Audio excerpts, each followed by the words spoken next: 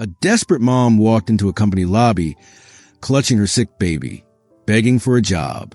The CEO saw her, and what he did next would change everything. Before we dive into this powerful story, tell me, where are you watching from?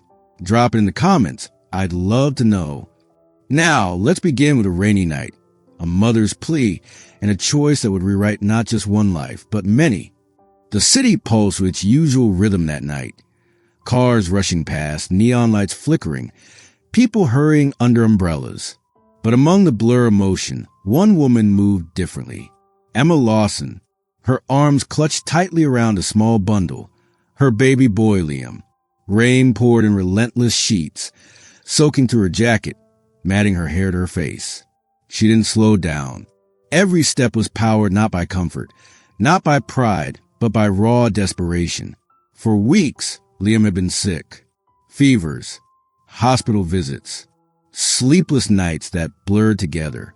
Bills stacked higher than she could keep track of, demanding more than she had. And work that had slipped through her fingers. The part-time shifts that once kept them afloat disappeared when her absences piled up. Who wanted to hire a mother who kept running to doctors with her child in her arms? On this night, Emma wasn't going home. She wasn't even heading to the hospital. She was walking into the lobby of Gray Tech Industries, a skyscraper glass and steel, towering untouchable. But inside those walls, she believed, lived her last hope. She wasn't there for an interview. She wasn't carrying a resume, polished and ready. There was no appointment waiting. Emma Lawson had come to beg for any job, any chance, a way to keep her son alive and herself standing. The lobby greeted her with a warmth she hadn't felt in days. Marble floors gleamed under the light. The air held the faint smell of coffee and expensive cologne. But she noticed none of it. Her shoes squeaked on the polished floor as she approached the desk, rocking Liam gently in her arms. His small cough cut through the hush. The receptionist looked up, startled. "Please," Emma whispered, her voice trembling, lips pale from the cold. "I'll do anything. I can type, I can file, I can clean. Just please give me a chance." The receptionist shifted uncomfortably. Rules, policies, procedures. They had no place for desperation. Emma knew it, but she still tried again, her voice cracking as she pleaded. And across the lobby, a man had been watching. Nathan Gray, the CO, the name behind those glass towers. His steps slowed, his gaze fixed on a woman with the baby pressed to her chest. In that instant, something inside him stirred. A memory, a wound, a story of his own. This encounter, born in rain and desperation, was about to set in motion a chain of choices neither of them could imagine. Choices that would change Emma's life, Liam's life, and the lives of countless parents who would one day walk through those same doors. Emma Lawson hadn't always lived in the shadows of struggle. There was a time, though it felt like a lifetime ago, when her days were filled with light laughter and simple dreams. She'd once imagined a steady career, a modest home, maybe even a quiet kind of happiness. But life rarely unfolds the way we plan. Her story took a sharp turn the day she found herself standing alone, cradling a newborn in her arms. Liam, tiny, fragile, yet somehow carrying all the weight of her world. His father had vanished before he ever opened his eyes, leaving Emma with nothing but promises that dissolved into silence. She could have crumbled. Many would have, but she didn't. Emma learned to fight, quietly, without applause, without recognition. She became a master of sacrifice. Sleep became optional. Meals often skipped so Liam could have his. Every extra dollar went to baby formula, to rent, to medicine. She told herself she didn't need new clothes, didn't need nights out, didn't need anything at all. As long as Liam was safe, as long as he was breathing. The days blurred into endless shifts at diners, stocking shelves late into the night, scrubbing apartments for people who never once looked her in the eye. Each job was temporary, disposable. None of them cared about the woman behind the tired smile or the baby she left in a neighbor's apartment just to make it through another shift. And then The sickness came. It started with a fever, nothing unusual, she thought. But the nights stretched longer, the cough deepened, and suddenly Emma was spending more time in waiting rooms than anywhere else. Hospitals became a second home. Bills piled on the counter in suffocating stacks. Each one was a reminder that she was running out of time, out of money, out of chances. Employers grew impatient. "You can't keep missing work, Emma," they'd say. She tried to explain, tried to make them see that her baby's life had to come first. But sympathy was fleeting. One by one, the jobs slipped away. Still, she kept going. She walked through each day with exhaustion clinging to her bones, but with fire still burning behind her eyes. She held Liam close, whispering promises into his hair. "I'll find a way. I don't care how. I'll find it." Her resilience was quiet, but it was fierce. Emma wasn't just a mother trying to survive. She was a soldier in a war no one else could see, a war against poverty, against circumstance, against the crushing weight of a system that had no room for single mothers who fell behind. Every step she took brought her closer to desperation. And yet, she never stopped moving. That night in the rain, soaked to the bone, Emma wasn't just a woman begging for work. She was the sum of every sleepless night, every rejection, every whispered prayer. She was a mother who refused to surrender, because surrender meant losing Liam, and that she could never allow. Emma's shoes squeaked against the polished marble floor as she hurried forward, clutching Liam tightly against her chest. The warmth of the lobby should have been comforting after the storm outside, but instead, it made her feel exposed. Too clean, too bright, like she didn't belong. Her baby stirred, coughing softly, and she rocked him gently, whispering a promise she'd whispered 100 times before. "It's gonna be okay, sweetheart. Mama's here. Mama will fix this." At the front desk, the receptionist glanced up, blinking in surprise. Emma's hair clung to her face, rain dripping from her coat. She looked exhausted, fragile, yet her eyes burned with determination. "Can I help you?" the receptionist asked carefully. Emma's voice was thin, trembling but steady enough to carry her desperation. "Please, I need work.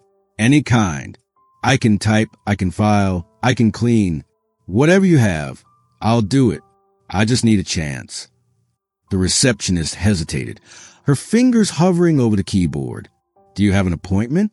Emma shook her head quickly, hugging Liam closer as if the truth itself was too sharp to hold.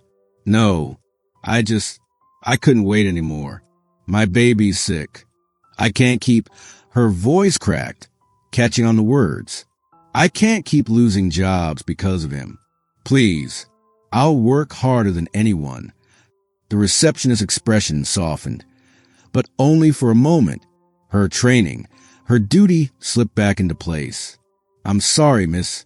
Company policy doesn't allow children in the workplace. And without an appointment, I can't." Emma's voice rose, desperate now, her eyes filling with tears. "Policy? Please, I'm not asking for charity. I'll take anything. I'll mop the floors at night. I'll stay after hours. I just need something. Please, I have nowhere else to go." Her words echoed in the grand lobby, bouncing off glass walls and cold marble. People walking past slowed, glancing uncomfortably, before hurrying on. To them, she was just another stranger, another burden, another problem best ignored. And then, footsteps, firm, steady, the kind that carried authority without needing to announce itself. Nathan Gray had been heading toward the elevators, phone in hand, mind focused on meetings, deadlines, numbers. But the sound of Emma's trembling plea cut through everything. His gaze shifted across the lobby and landed on her, this soaked, exhausted young mother clutching her child as if the world were trying to tear him away. He froze. For a moment, he wasn't the CEO of Gray Tech. He wasn't the man in the $1,000 suit. He was a boy again, standing beside his own mother as she begged for work, her hands raw from cleaning, her voice breaking under the weight of rejection. The receptionist's words were clipped, professional, dismissive. I'm sorry, miss. You'll have to leave. Emma's shoulders sagged, but her grip on Liam only tightened. Her lips moved, whispering to him more than to anyone else. I'm sorry, baby. Mama tried. Nathan's phone lowered slowly to his side. The air seemed to thicken, every sound in the lobby dulling, until only Emma's ragged breathing remained. His footsteps echoed across the marble as he approached. Steady, intentional, eyes fixed on her. That's enough, he said quietly. The receptionist turned, startled. Mr. Gray, sir, I heard. His voice was calm, but it carried weight, the kind that silenced a room. He looked at Emma, then really looked at her. The exhaustion, the fear, the fire still burning beneath it all. To the receptionist, he said firmly, find her a temporary position. Now, I'll authorize it myself. The receptionist blinked, fumbling for words. But, sir, the policy... Then change the policy, Nathan replied, his gaze unwavering. Emma's breath caught. She shifted Liam against her shoulder, staring at Nathan as if she wasn't sure he was real. I don't want sympathy, she whispered, her voice shaking. I just need a chance. Nathan's eyes softened just slightly. Then you'll have one. For the first time that night, Emma felt a faint flicker of hope, a fragile flame, but enough to keep her standing. And Nathan, though he didn't yet know why, felt something stir inside him, something that told him this moment was not chance at all, but the beginning of something that would change them both forever. Nathan Gray stood still in the lobby long after Emma's trembling words had settled into silence. He watched her rock her child, her shoulders bowed but unbroken, and for the first time in years he remembered. Memories crept in like ghosts, memories he had buried beneath board meetings and billion-dollar deals. He saw another woman, not Emma, but someone just as fierce, just as desperate. His own mother. She had been young, younger than Emma, when life forced her to stand alone. Nathan could still see her hands, red from scrubbing other people's floors, cracked from endless nights of work. She never complained. She never faltered. But he had heard the muffled cries at night when she thought he was asleep. There were nights when dinner was nothing more than half a piece of bread and a glass of water. Nights when she whispered apologies into the dark, promising that tomorrow would be better. He could still remember lying there, a boy with a thin blanket pulled up to his chin, pretending not to hear, but feeling every word sink into his chest like stone. And the world hadn't been kind to her. Employers treated her as replaceable. Neighbors offered pity, not help. Still, she pressed forward. She did it for him. Every ache in her body, every sacrifice was for her son. Nathan had grown up watching her fight battles no one else cared to notice. And as he stood in that lobby, decades later, he realized he was watching the same battle all over again. Only this time, it wasn't his mother, it was Emma. Her voice, her trembling insistence, her refusal to quit even when the odds were stacked against her. It pierced him, because once upon a time, he had been a child clinging to a mother's arms. Once upon a time, it had been his life on the line.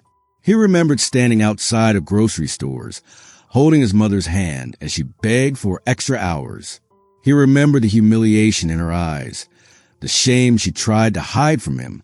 And most of all, he remembered the promise he made himself as a boy, that one day he would build a life where no one could ever make her beg again. And he had.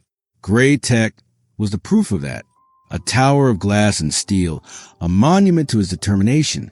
But now, staring at Emma, Nathan realized something he hadn't admitted to himself in years. His success hadn't erased the pain. It had only buried it. Emma's struggle unearthed it. Raw, familiar, too close to ignore. Nathan's jaw tightened as he looked at her, the weight of memory pressing heavy on his chest. It wasn't just empathy he felt. It was recognition, parallel lives. Two stories running on separate tracks, now colliding in a single moment. He thought of his mother's tired smile, her whispered good nights, her hands rough from labor. And he thought of Emma, wet hair plastered her cheeks, voice cracking with desperation, but still standing tall enough to demand a future for her son. The resemblance was undeniable. And in that instant, Nathan knew this wasn't charity. This wasn't pity. This was a promise kept, a vow he had made long ago to a woman who had given him everything. Emma's story had become his mother's story all over again. And Nathan Gray would not stand by and watch it end the same way. Emma's first morning at Gray Tech didn't feel like a triumph. It felt like stepping onto another planet. The glass door slid open, revealing a world of polished shoes, press suits, and hushed conversations about quarterly reports and deadlines. She adjusted Liam on her hip before dropping him off with a kind neighbor who'd agreed to watch him just for the day. Her chest tightened as she kissed his forehead. Mama will be back soon. Be good, okay? Walking into Gray Tech alone, she smoothed her second-hand blouse, the one she'd ironed twice the night before. Her stomach fluttered with nerves. This was not her world. She wasn't Ivy League. She wasn't polished. She was a single mother who had walked in from rain and begged. And yet she was there.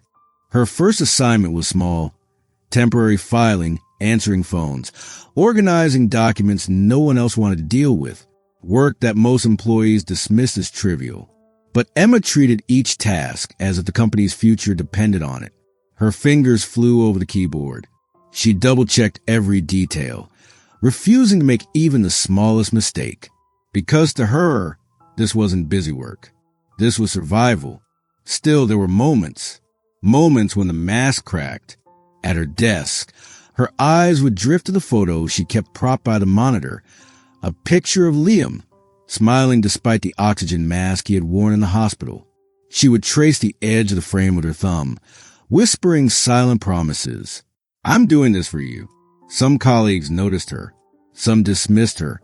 A few whispered when they passed, unsure what to make of the woman who'd arrived without pedigree, without connections, carrying only determination.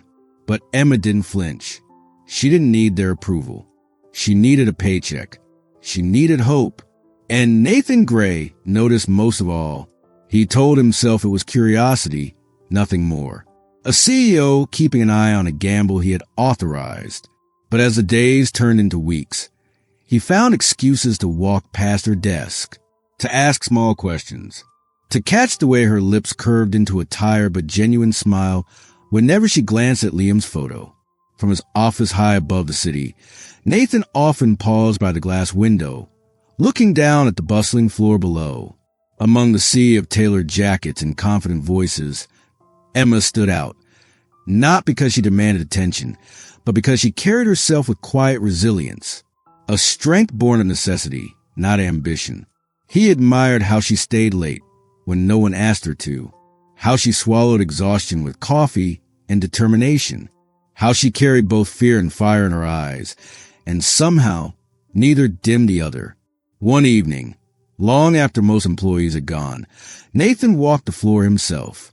The office lights hummed softly, and there she was, Emma, shoulders hunched, typing steadily, a soft hum escaping her lips as though the rhythm soothed her, a lullaby without a child to hear it. He stood silently for a moment, unseen, feeling the weight of something he couldn't quite name. Respect, recognition, something deeper that he dared not acknowledge. Emma Lawson had arrived at Gray Tech with nothing but desperation in her arms. But in those first days, she was proving something Nathan already suspected. She didn't just need a chance. She was ready to transform it into something far greater. And though neither of them knew it yet, the small beginning of Emma's new chapter was a first step toward reshaping not just her life, but his. The weeks at Gray Tech blurred together for Emma. Early mornings, late nights, and in between, the gnawing ache of worry for Liam. She woke before dawn, slipping quietly into her shoes so she wouldn't disturb her son. His small body lay curled on the couch, a blanket pulled up to his chin. The neighbor watched him during the day, but Emma hated leaving him there. Every time she closed the door behind her, it felt like leaving half her soul behind. At work, she poured herself into every task. Files stacked high, emails flooding in, deadlines closing fast. She moved quickly, efficiently, but her mind was never fully there. Somewhere in the back of her thoughts, she was always counting Liam's medicine doses, remembering the rasp in his cough, wondering if his fever had returned. The exhaustion began to show. Her eyes carried dark circles. Her shoulders sagged no matter how straight she tried to sit. Coffee kept her moving, but only just. And when co-workers went home to warm dinners and laughter, Emma stayed behind, alone in the glow of her computer screen. One night, the office was nearly empty. The hum of fluorescent lights echoed across the floor. Emma sat hunched at her desk, paper spread out like a battlefield in front of her. She rubbed her temples, fighting back tears, whispering to herself, "Just finish. Just keep going." Her phone buzzed. A text from her neighbor. Liam's coughing again. He can't sleep. Her chest tightened. She closed her eyes, pressing her palm against her lips. For a moment, the strong facade cracked. Her shoulders shook with silent sobs. She looked at the photo of Liam propped against a monitor and whispered, "I just want you to be okay. Please, just be okay." It was a kind of heartbreak no one else saw. No applause for the battles fought in silence. Just a mother breaking down in the shadow of her own strength. What Emma didn't know was that she wasn't entirely invisible. From the doorway, Nathan Gray had paused. He hadn't meant to linger, but something about the sight of her, head bowed, fighting tears in the dim office light, stopped him cold. He watched as she brushed at her cheeks quickly, forcing herself back into composure, typing again with trembling hands as if nothing had happened. It hit him with a weight he hadn't felt in years. This wasn't weakness. This was war, and she was fighting it alone. Nathan's jaw tightened as he turned away, the image searing into him. He thought of his mother again, her hidden tears, her late nights, her quiet sacrifices. And now Emma stood in that same place, bearing a load no one should have to carry without help. In that moment, Nathan realized something. Emma Lawson wasn't just a woman grateful for a job. She was a mother standing on the edge, clawing her way forward for her child. And he couldn't keep watching from a distance, because if he did, he would become the very thing he swore he'd never be. Another man who saw the struggle and did nothing. The office was nearly silent that night. Most of the lights had already dimmed, leaving only a pale glow across the cubicles. The city outside stretched endlessly, its towers blinking in the dark. Inside, Emma sat at her desk, shoulders slumped, fingers typing through another report that was due at dawn. Her eyes burned from staring at the screen too long. Every few minutes, she reached for the photo of Liam, her thumb brushing his little smile, grounding her. She whispered under her breath, "Just a little more, baby. Mama's almost done." She didn't hear the footsteps at first. They were soft, deliberate, crossing the carpeted floor behind her. When she finally looked up, Nathan Gray stood there, jacket off, sleeves rolled to his elbows. He looked less like the untouchable CEO, and more like a man who hadn't left the office for reasons he couldn't explain. "You're still here?" His voice was low, almost surprised. Emma straightened quickly, embarrassed to be caught. "Deadlines don't wait for single moms," she said with a faint smile, though her voice trembled. Nathan stepped closer, leaning against the edge of a nearby desk. His eyes studied her, the tired determination in her face, the way her hand shook slightly on the keyboard. "You shouldn't have to choose," he said softly. The words hung in the air, simple but heavy. Emma blinked, caught off guard. "Choose between your son and your work." His voice carried no judgment, only a quiet weight. "Between being a good mother or keeping a job. That's not a choice anyone should be forced to make." Emma's throat tightened. For a moment, she couldn't speak. No one had ever said it so plainly before. Everyone else treated her as if the struggle was her fault, as if her love for Liam was an inconvenience. But here was Nathan Gray, this man who had everything, looking at her as though he understood. "I don't want pity," she whispered finally. Her eyes glistened, but her chin lifted. "I don't need someone to save me. I just need a fair chance." Nathan nodded slowly. and you'll have it. His tone was quiet but firm, like a promise he'd already decided on. That night, after Emma finally gathered her things and left the building, Nathan remained in his office. He didn't pour himself a drink. He didn't review contracts. He sat at his desk, pen in hand, drafting notes across a blank page. Ideas, numbers, plans. By the time the city outside had begun to soften into dawn, a new vision had formed. An idea radical for a corporation like Gray Tech, but one he couldn't shake. On-site daycare. A place where parents could work without the gnawing fear of leaving their children behind. A place where no mother would ever again have to beg for the chance to provide.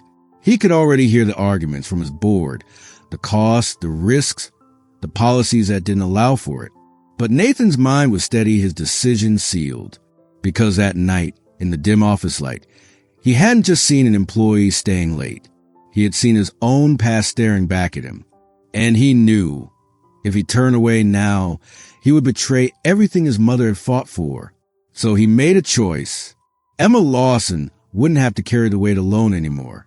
And neither would anyone else who walked through the doors of Gray Tech. The boardroom at Gray Tech was a place where silence held weight. Long polished table. Leather chairs lined with precision. The skyline stretched wide behind the glass, but inside, the air was tight, measured, expectant. Nathan Gray sat at the head of the table, hands clasped, eyes steady. Around him, his executives shuffled notes, open laptops, waiting for the usual rhythm. Profits, expansions, projections, safe conversations, numbers that kept shareholders happy. But that morning, Nathan had something else.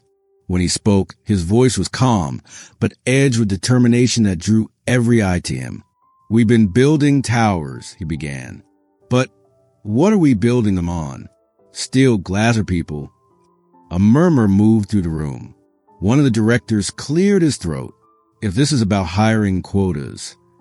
Nathan lifted a hand, silencing the thought. It's about the human cost of what we overlook. He leaned forward slightly, his gaze sweeping the room. Parents, single mothers, fathers, people who work twice as hard for half the recognition. They walk into companies like ours every day, carrying invisible battles, and we make them choose between their jobs and their children. There was a pause. Then the CFO adjusted his glasses. With all due respect, Nathan, compassion doesn't pay the bills. What exactly are you proposing? Nathan didn't flinch. His voice sharpened with conviction. On-site daycare. The words hung there, almost absurd in their simplicity. Executives exchanged glances. A few frowned. One laughed under his breath. You're serious? Someone asked. Nathan nodded once. Dead serious. The head of operations leaned back in his chair. Do you have any idea what that would cost? Liability issues, renovation, staff. This isn't charity, Nathan. This is Gray Tech. We're here to innovate, not babysit. For a moment, silence followed. Then Nathan rose from his seat, his shadow stretching across the glossy table. His tone dropped lower, steadier, each word deliberate. Innovation isn't just about machines or markets. It's about people. It's about leading where others are too afraid to go. You think daycare is charity? I think it's strategy.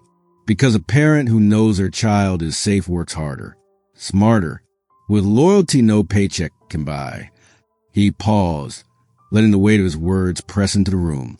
His mind flickered to Emma, her soaked figure in the lobby, the sound of her voice cracking as she begged for work. He remembered his mother, her hands red and raw, whispering apologies into the night. The images fueled him. No parent, Nathan said quietly, should have to beg for the right to provide for their child.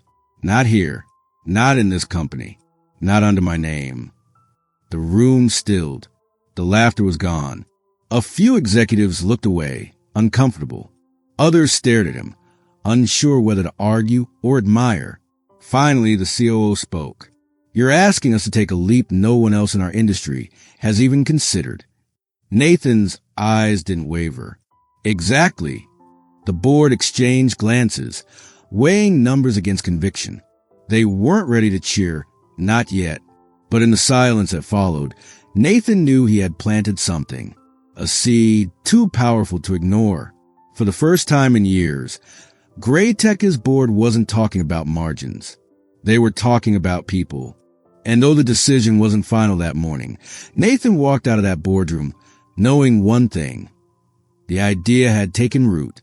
What had started with a mother's desperate plea was now on its way to becoming a revolution. The morning air carried a different kind of energy through Gray Tech.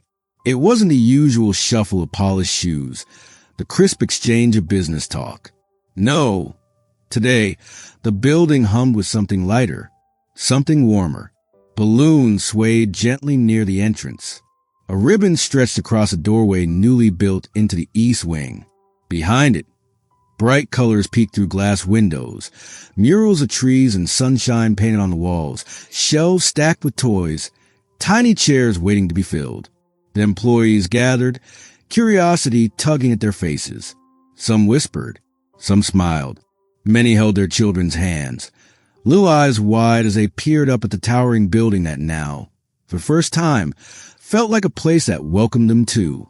Emma stood among them, holding Liam close to her hip.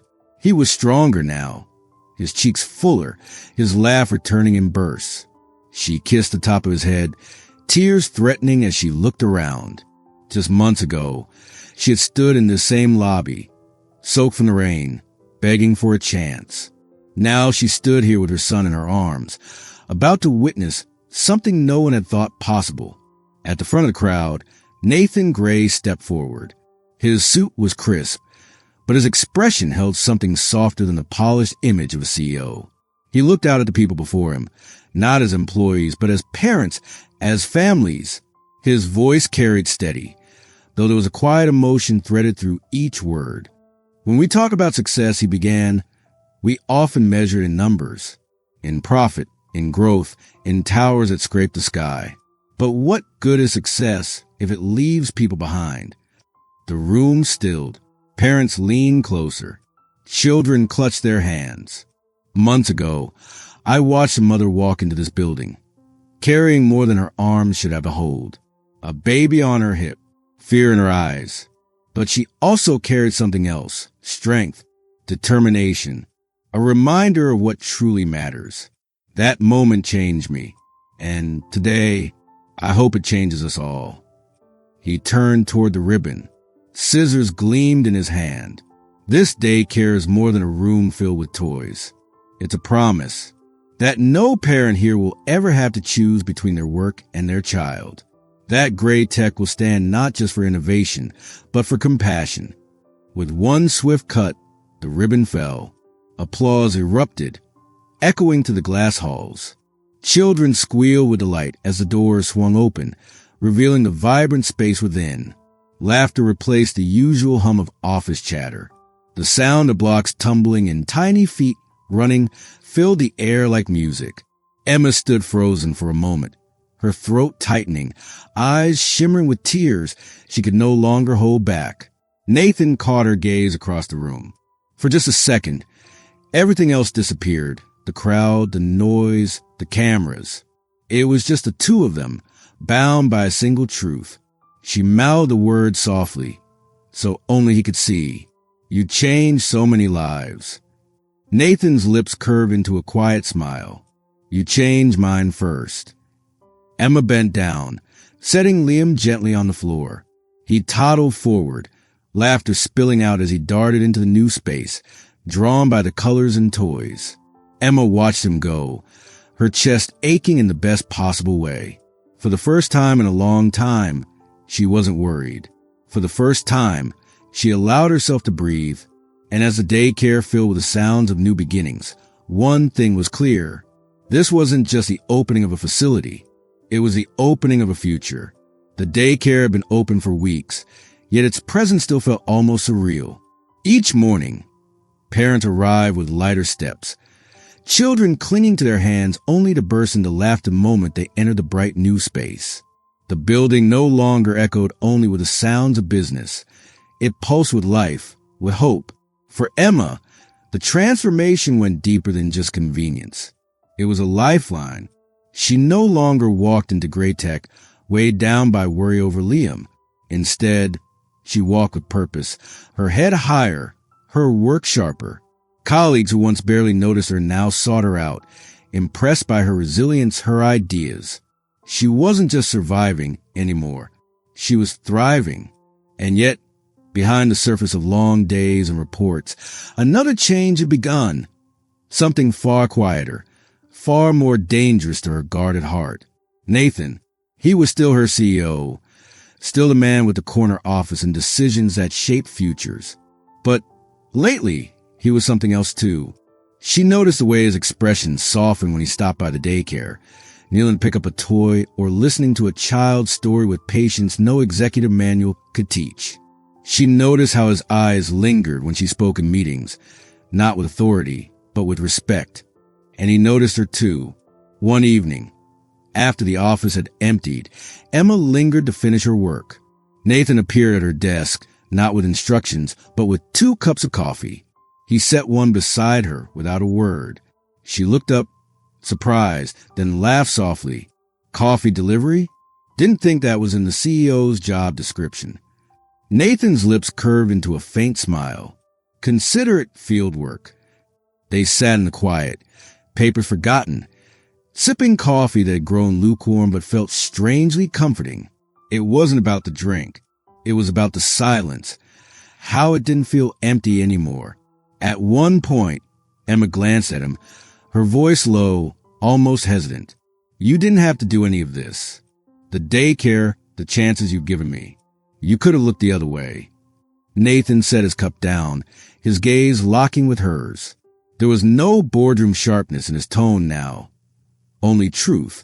I didn't do it out of duty, Emma. I did it because you reminded me of something I've forgotten. What love looks like when it's stripped of everything else. The words hung between them, heavy, terrifying, yet beautiful.